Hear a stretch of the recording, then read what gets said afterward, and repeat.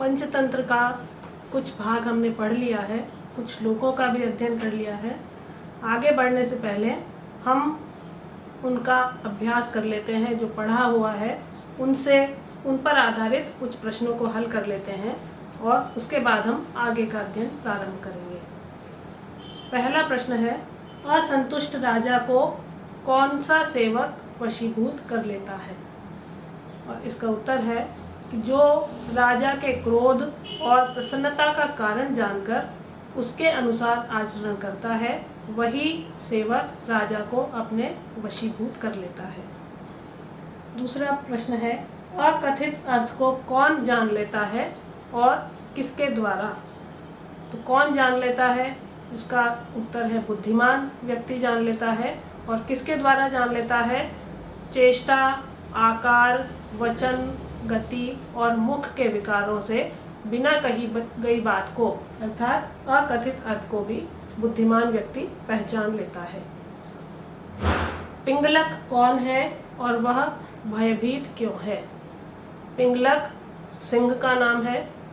जैसा हमने इसमें पढ़ा था कि पशु पक्षियों पर आधारित कहानियां हैं और उन पशु पक्षियों के नाम भी रखे गए हैं। तो यहाँ पर सिंह है, वन का राजा, जंगल का राजा, उसका नाम है पिंगलक।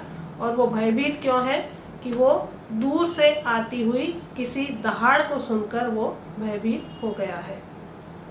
पिंगलक के भय का कारण कौन जानना चाहता है और क्यों?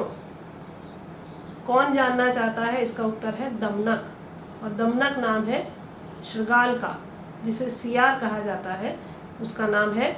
और क्यों जानना चाहता है वो? इसका कारण क्योंकि वो मंत्री पद को प्राप्त करना चाहता है। राजा का प्रिय सेवक कौन होता है? या राजा का प्रिय सेवक कौन होता है? और इसका उत्तर है कि जो राजा के शत्रुओं के प्रति शत्रु भाव रखता है, उसके प्रियजनों के प्रति आत्मीयता का व्यवहार करता है, जो राजा के द्वारा पूछे जाने पर सही उत्तर देता है, प्रत्युत्तर नहीं देता है, बदले में कोई बुरी बात नहीं कहता है और मौन रहकर अपने अपराध को जो स्वीकार कर लेता है, वही राजा का प्रिय सेवक होता है। बिना मंत्र तंत्र का वशीकरण किसे कहा गया है या क्या बताया गया है? और इसका उत्तर है कि राजा के क्रुद्ध होने पर उसकी स्तुति करना, उसके स्नेही व्यक्तियों के साथ प्रेम का भाव रखना, उसके शत्रुओं के प्रति द्वेष का भाव रखना और राजा जो दान करे उसकी प्रशंसा करना, ये बिना मंत्र तंत्र का वशीकरण कहा गया है।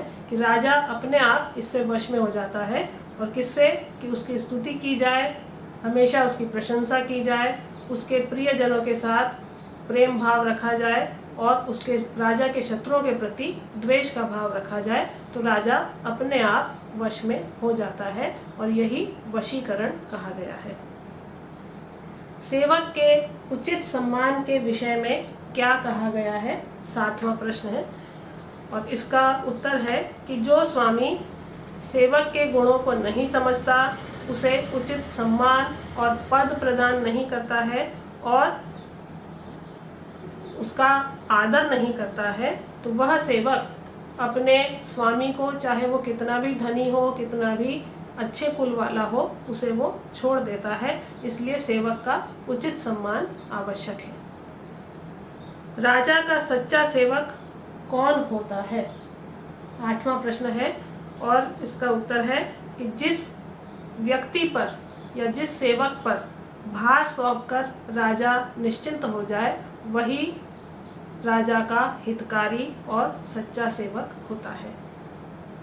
9वां प्रश्न है, किस राजा के आश्रय में योग्य सेवक नहीं ठहर सकता?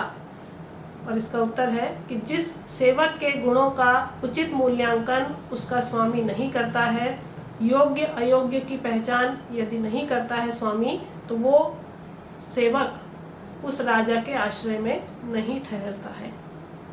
अंतिम प्रश्न है, कर्टक और दमनक कौन है? ये दोनों शृगाल हैं जो राजा पिंगलक के सिंह जो है उसके पूर्व मंत्री के पुत्र हैं और उन दोनों का नाम है कर्तक और दमनक।